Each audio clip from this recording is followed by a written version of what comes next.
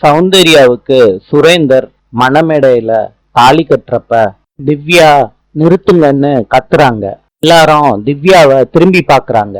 திவ்யா சொல்றாங்க, அந்த சுரேந்தரை காதலிச்சுட்டு அவனுக்கு வப்பாட்டியா வாழ வேண்டிய எந்த அவசியமும் எனக்கு கிடையாது.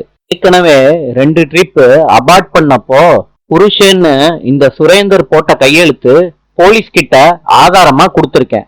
திவ்யா சொல்லிக்கிட்டு இருக்கப்ப போலீஸ் வந்துடுறாங்க. சுரேந்தரை அடிச்சு இழுத்துட்டு போறாங்க.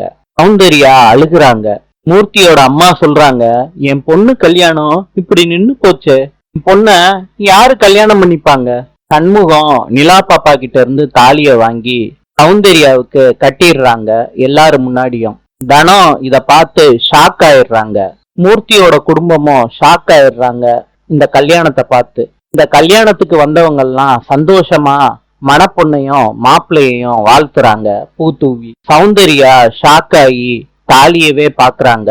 நாளை சந்திப்போம்.